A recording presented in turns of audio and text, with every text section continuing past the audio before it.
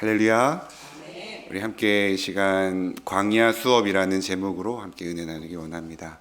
옆에 분들 인사하실 때 추운데 잘 오셨습니다. 인사하겠습니다. 추운데 잘 오셨습니다. 오늘 본문은 광야에서 1세대들이 죽고 이제 2세대들이 새롭게 또 하나님 주시는 그 말씀의 또 배경입니다. 1세대의 특징을 본다면 하나님께 불순종하는 것이 특징 중에 하나일 것입니다. 그로 인해 광야를 방황하게 되었고 또 이제 시간이 지나 1세대가 죽게 되죠. 새로운 세대에게 하나님은 광야에서의 또 인도하시는 또 새로운 수업을 또 이제 진행하십니다. 구약에서의 출애굽을 보면 전적으로 가나안을 향한 그 약속의 땅을 향한 행진입니다. 이스라엘 백성들이 호렙산을 떠나서 이제 약속의 땅이 멀지 않은 그 가데스 바네아라는 지역에 도착을 하게 되죠. 그런데 거기까지는 시간적으로 그렇게 멀지 않은 여정이었습니다. 신명기 1장 19절의 말씀을 보면 우리 하나님 여호와께서 우리에게 명령하신 대로 우리가 호렙산을 떠나 너희가 보았던 그 크고 두려운 광야를 지나 아모리 족속의 산지길로 가데스 바네아에 이른 때에 그 지역에 도착했을 때 이제 약속의 땅을 앞두고 그들은 얼마나 이렇게 설레었을까 우리는 생각을 해봅니다. 조금만 더 가면 이제 약속하신 그 땅을 우리가 들어갈 수 있다라는 그 마음이죠. 그래서 계속 지금 신명기를 살펴보고 있지만 그 땅 가운데 정탐꾼을 보내게 됩니다. 그 12명 중에 2사람은 긍정적으로 그 땅을 바라보지만 나머지 10명은 부정적으로 그렇게 보고를 합니다. 그러자 1장 28절 29절 말씀을 보니 그 두려움이 그들에게 사로잡히는 상황을 우리가 목도하게 됩니다. 현실이라는 상황, 그것이 하나님의 말씀보다 더 크게 이렇게 다가왔기 때문에 그러했습니다. 그러자 하나님께서는 신명기 1장 32절 말씀에서 이 일에 너희가 너희의 하나님 여호와를 믿지 아니하였도다 이렇게 말씀하십니다. 너희가 나를 믿지 못하는구나. 그렇게 두려움에 사로잡혀 있는 모습을 보시죠. 그래도 포기할 수 없는 그 약속의 땅 아니겠습니까? 그래서 가나안의 이 정복의 행진을 다시 시작하게 하십니다. 하나님은 이 불신의 백성들, 두려움에 사로잡혀 있는 이들을 향해 그들을 훈련시키시기 위한 이 광야의 행진, 이 광야의 수업을 다시금 시작하게 하시죠. 그때로부터 38년 동안 소위 가데스 바네아 그리고 세일산을 중심으로 한 광야에서의 방황의 여정이 시작됩니다. 정복의 행진이 아닌 이제 방황의 행진이 시작되는 것이죠. 오늘 말씀을 통해서 3가지로 함께 은혜를 나누고 싶습니다. 첫 번째는 광야의 수업은 하나님이 인도하시는 대로 따라야 한다라는 것입니다. 하나님께서 인도하시는 대로 따라가다 보면 때로는 피해가야 할 때도 있고 때로는 또 방향을 돌려야 할 때도 있습니다. 오늘 나온 지명에서 가데스 바네아라는 데서 곧장 북쪽으로 향하면 바로 약속의 땅이 등장합니다. 그런데 오늘 2장 1절에서 어떻게 시작하죠? 우리가 방향을 돌려라는 말로 시작합니다.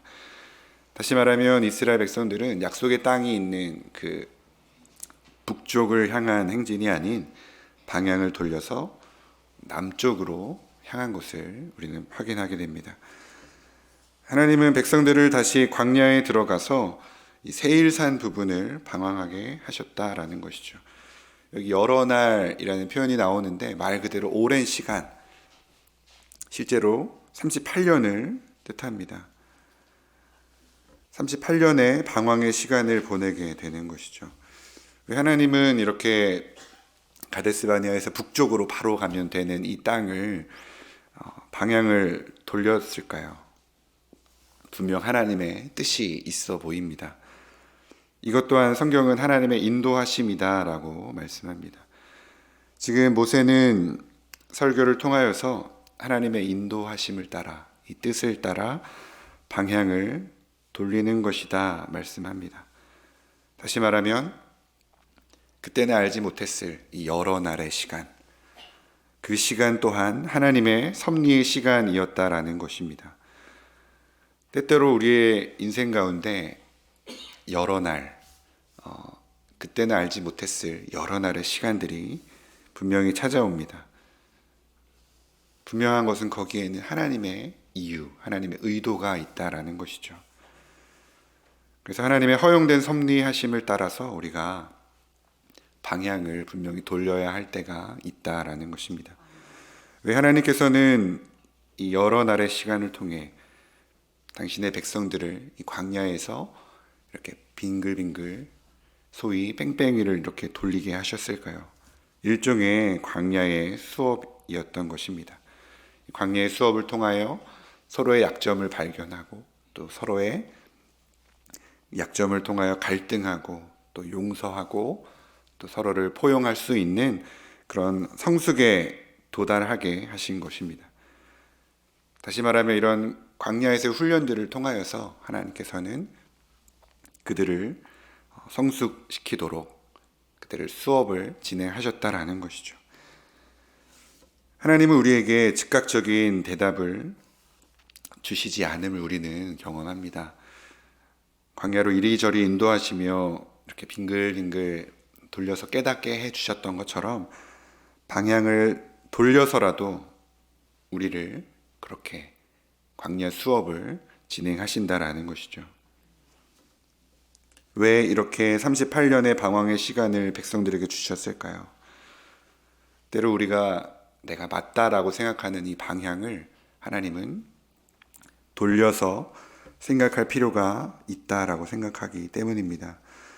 하나님의 백성인 우리도 내가 하고 싶은 것, 내가 좋아하는 것, 내가 잘하는 것, 그리고 내가 맞다고 생각하는 것, 그대로 사는 것이 아니라 하나님의 말씀에 따라 움직이는 존재가 바로 하나님의 자녀들임을 하나님은 그렇게 알게 하길 원하신다라는 것이죠.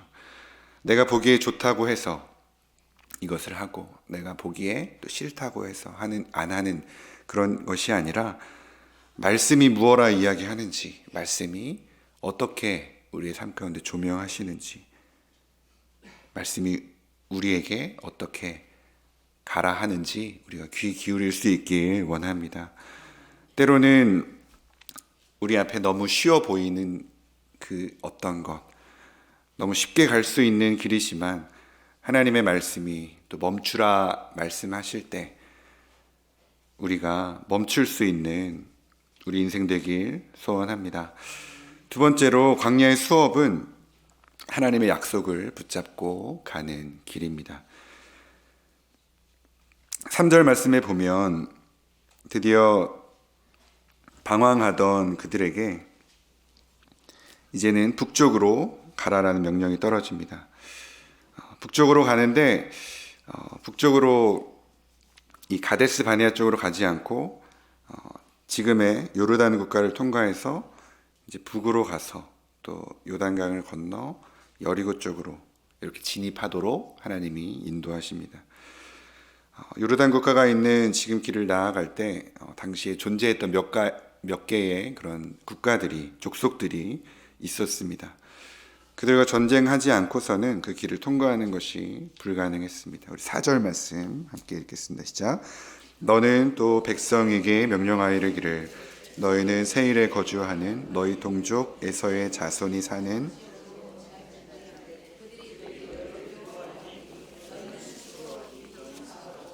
네, 아멘. 먼저 에서의 자손들, 그들이 에돔 땅에 있었습니다. 그들을 만나야 할 터인데 깊이 생각하고 이제 지나가야 한다 말씀하시죠. 그리고 5절에서도 말씀하시기를 그대로 절대로 그들과 싸워서는 안 된다 이렇게 말씀하십니다. 그 땅은 내가 에서에게 준 땅이기 때문이었습니다. 그래서 에돔 땅을 통과하는 동안에 중요한 과제는 싸우지 말고 통과하는 것이었습니다. 지도를 보면 맨 위쪽에 갈릴리 바다에서 이렇게 사해 바다가 이어지고 그 밑에 이제 에돔 그리고 모압, 암몬 이렇게 차례대로 이렇게 올라가는 순서를 지니고 있습니다. 2장 9절 말씀에 보니까 여호와께서 내게 이르시되 모압을 괴롭히지 말라 그와 싸우지도 말라. 또 19절 우리가 읽진 않았지만 19절에서도 암몬 족속에게 가까이 이르거든 그들을 괴롭히지도 말고 그들과 다투지도 말라 말씀합니다. 이스라엘 백성들은 이제 에돔을 거쳐서 또 모압, 암몬 그렇게 거쳐서 지나가야만 하는 그런 길을 하나님이 보여주고 계십니다. 전쟁하지 않고서는 갈 수가 없습니다. 그 중요한 이유는 그들은 결국 너희 형제들이기 때문이다 라는 것이죠. 에돔의 조상 에서의 후손입니다. 이삭의 아들이죠. 야곱의 형제였습니다. 또 모압과 암몬은 아브라함의 조카 롯의 후손이었습니다. 창세기 19장에서 이 소돔과 고모라 사건 이후에 롯과 그 딸들이 동침하는 그런 장면이 나오죠. 창세기 19장 37절에서는 큰 딸은 아들을 낳아 오늘날 모압의 조상이요 또 작은 딸은 아들을 낳아 오늘날 암몬 자손의 조상이라 기록합니다. 아브라함과의 하나님과의 약속을 통하여서 아브라함과 연결돼 있던 그 민족들을 하나님이 어떻게 해서든 지켜주시는 그 언약의 약속을 그렇게 누리게 되었던 것입니다. 따지고 올라가면 다 너희의 형제이기 때문에 그리고 내가 그들에게 준 약속의 땅이기 때문에 결코 그것을 빼앗지 말라라고 말씀하시는 것이죠. 그들은 그들의 몫을 차지하고 너희들은 너희들의 땅이 따로 있다라는 것이었습니다. 그런데 이렇게 지나갈 때 보면 욕심이 날 것입니다. 우리는 잘 싸우고 준비되었고 그런데 욕심에 근거한 싸움을 하나님께서는 이렇게 철저하게 금지시켰던 것입니다. 하나님의 자녀는 하나님이 인도하시는 대로만 따라가야 했기 때문입니다. 하나님은 당신의 백성들이 당신의 땅에서 이렇게 생육하고 또 번성하고 또 충만하고 그 땅을 잘 다스리는 것을 너무나 기뻐하십니다. 하지만 아무 땅이나 무조건 그 땅을 가지려고 하고 또 금을 그어서 내 땅, 너 땅 하면서 그렇게 함부로 선언하지 말라라는 것이죠. 정확하게 하나님은 이스라엘 12지파에게 그렇게 땅을 분배해 주셨습니다. 그것만 차지하면 족하다라는 것이죠. 사도 야고보는 야고보서 1장 15절에서 욕심이 잉태한 즉 죄를 낳고 죄가 장성한 즉 사망을 낳느니라 이렇게 말합니다.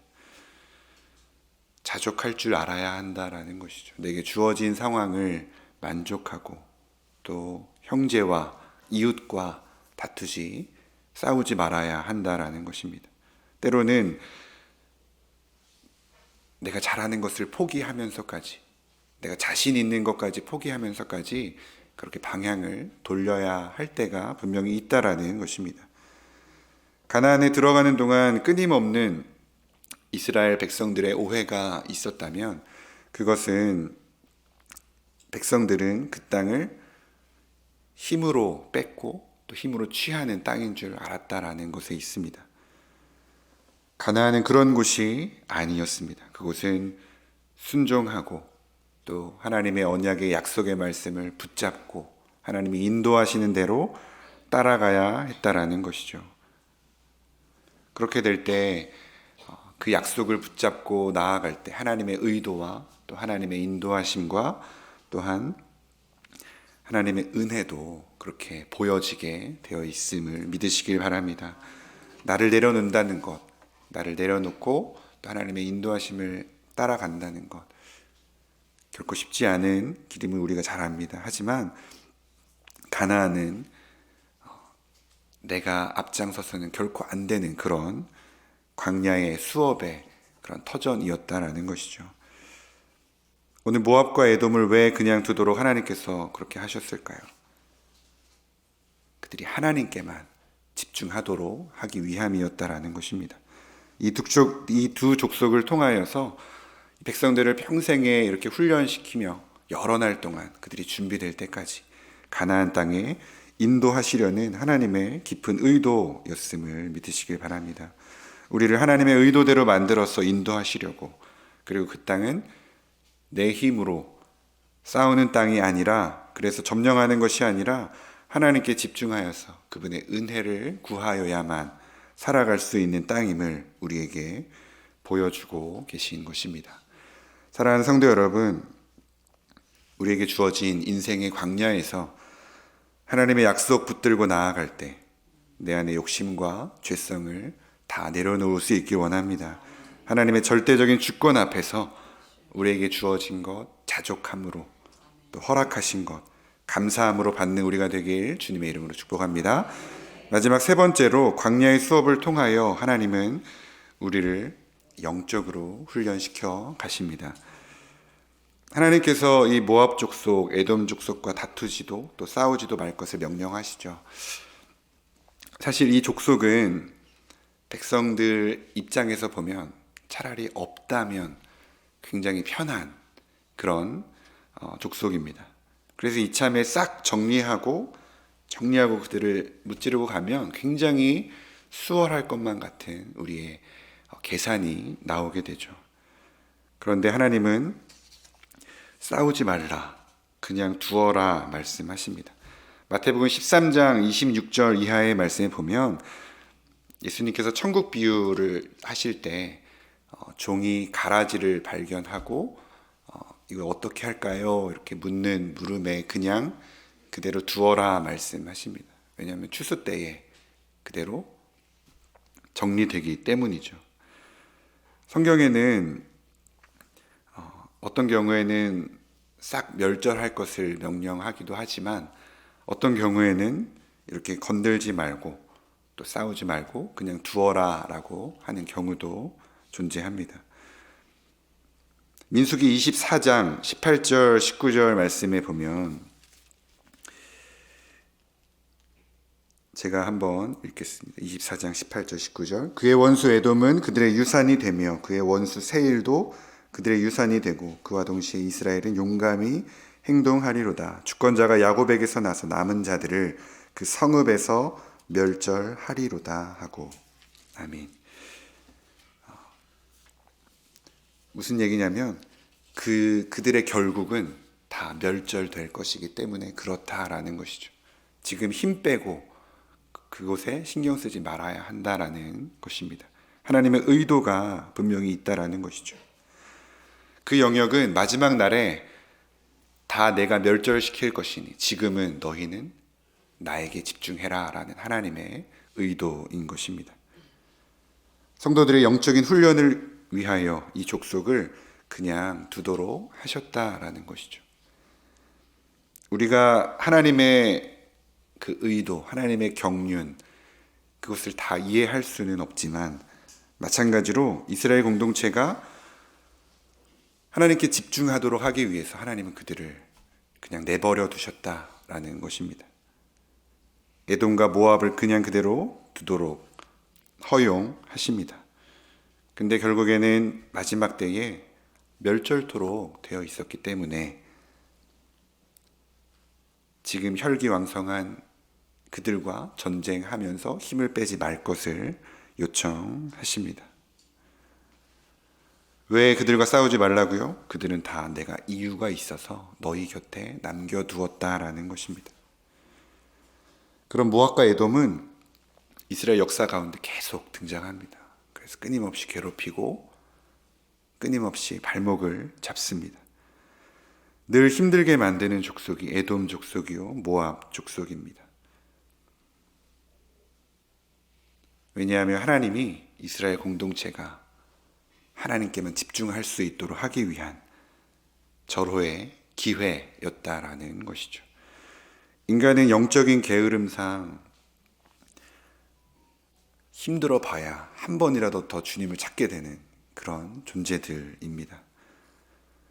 그렇게 우리가 시스템적으로 하나님이 만들어 놓으셨다라는 것이죠. 우리의 영적인 건강을 위해서라도 하나님은 우리 인생살이에 가끔은 피하고 싶고 또 지금 정리해버리고 싶은 그런 관계들을 허락해 주셨다라는 것이죠. 피하고 싶은 일들 속에 하나님은 늘 그 가운데서 하나님의 경륜을 이루어 가십니다. 감춰 놓으셨습니다. 그래서 모압과 에돔은 이스라엘 곁에 그냥 두도록 허락하신 것이죠. 생각해보면 우리의 광야 여정을 돌아볼 때 하나님이 허락해 주신 그 영역만 우리가 가질 수 있는 것 같습니다. 무슨 말이냐면 우리 인생 가운데 하나님이 허락해 주시지 않은 그 영역이 있을 때 그것을 차지하려고 한다. 그것은 욕심이요 탐욕이 될 수 있다라는 사실입니다. 내 눈이 보기에 빨리 정리해야만 내가 속이 편할 것 같은데 하는 그런 영역들, 분명히 하나님께서 하나님의 또 다른 의도대로 우리를 훈련시키시고 또 긴장토록 영적으로 우리가 하나님을 찾도록 그렇게 의도하신 것이다라는 것입니다. 말이 38년이지 굉장히 긴 시간입니다. 사실 저희 모친께서도 저희 아버지가 결혼하실 때 결혼 전제 조건이 교회 가겠다라고 이렇게 약속을 하시고 결혼을 하셨다고 해요. 그런데 그 일이 이루어지기까지 38년이 걸렸습니다. 그래서 만약에 저라면 기도할 때 한 가지의 기도의 제목을 가지고 38년 동안 기도한다라고 했을 때 굉장히 힘들었을 것 같다라는 생각을 해보곤 합니다. 오늘 백성들의 입장에서 지금 정리할 수 있는 기회가 있는데 지금 기회를 놓치면 언제가 될지 모를 그 기회를 하나님은 그냥 내버려 두라라고 말씀하십니다. 에덴에서의 선악과를 본다면 하나님은 동산의 모든 것을 허락하셨지만 선악과는 허락하지 않으셨습니다. 하지만 인간은 그 선을 넘어버렸죠. 그리고 아합은 그 나봇의 포도원을 그렇게 탐욕으로 빼앗게 됩니다. 그리고 다윗 또한 여인 밧세바를 취하게 되는 그런 탐욕을 보여주게 되죠. 오늘 모세는 백성들에게 지금 권면합니다. 지나친 욕심, 죄성, 탐욕, 하나님이 허락하신 것만을 그렇게 취할 것을 요청합니다. 이스라엘 백성들은 광야에서 그렇게 훈련받은 덕분에 실제로 그들은 그렇게 전쟁하는 모습을 보면서 자라왔고 또 잘할 수 있는 것이었습니다. 마음만 먹으면 그들이 지나가는 길에 보여지는 에돔과 모압과 또 암몬 족속들을 얼마든지 차지할 수 있었을 것입니다. 그러나 그들은 말씀에 순종했고 그 순종한 결과는 에돔과 모압과 암몬과는 비교할 수 없는 그 약속의 땅으로 하나님이 마침내 인도하시게 된다라는 것이죠. 성도 여러분, 하나님은 우리를 가장 좋은 길로 인도하시는 분이십니다. 그리고 우리가 어디까지 나아가는 게 좋을지, 우리가 어디까지 하나님이 허락하시는지, 그 영역에서 우리가 최선을 다하시는지 누구보다 잘 알고 계시는 분이 바로 하나님이심을 믿으시길 바랍니다. 하나님의 자녀인 우리는 그분께서 인도하시는 대로만, 그곳이 긴장되는 영역이든 그곳이 쉬워 보이는 길이든 어려워 보이는 길이든 하나님이 인도하시는 대로 순종하며 나아가기만 하면 됩니다. 그때 우리의 욕심이 내 자신감이 앞서지 않았으면 좋겠습니다. 하나님께서 허락하신 그 범위를, 그 선을 넘지 않았으면 좋겠습니다.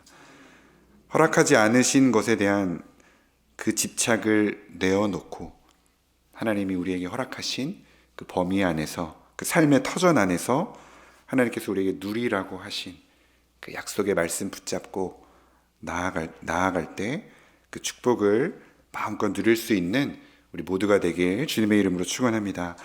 말씀을 마칩니다. 죄악된 인간, 죄인된 인간은 단순히 매를 몇 대 맞는다고 해서 그 죄악된 본성이 고쳐지지 않습니다. 수백 년을 징계받고 또 다시 하나님의 약속으로 또 회복해 주셔도 절대로 거룩해지기를 스스로의 노력으로는 허락되지 않는 것입니다. 우리는 절대로 스스로 거룩해질 수 없는 존재입니다.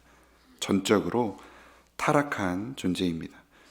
그런데 하나님은 죄는 미워하시고 또 자기가 약속하신 또 자기가 만든 그 법을 공의롭게 지키는 분임과 동시에 죄인된 우리를 너무나 사랑하시는 분이십니다. 주신 약속은 반드시 지키고 이루시는 바로 약속의 언약의 하나님이십니다. 출애굽 세대를 향한 하나님의 이 광야의 수업을 통하여서 하나님이 인도하시는 대로 또 하나님을 그 약속을 붙잡고 따라감으로 더 하나님께 집중하는 영적인 훈련의 기회로 삼는 교회로 부름받은 모든 남설중앙 가족들 되시길 주님의 이름으로 축복합니다. 함께 말씀 기억하며 기도하길 원합니다. 말씀 붙잡고 기도하실 때 우리를 인생을 광야로 또 광야의 수업으로 인도하실 때 내가 잘하는 것, 또 내가 지금 정리하고 싶은 것, 내가 욕심내서 하나님이 허락하지 않은 그 영역까지 갖고 싶은 그런 영역이 있다면 나의 욕심은 내어놓고 오직 하나님 인도하시는 대로 따라가겠습니다. 하나님 약속만 붙잡고 따라가겠습니다. 하나님께만 집중하는 그 훈련터가 되겠습니다. 이런 말씀 붙잡고 기도하며 주님의 이름 붙잡고 기도하겠습니다. 주여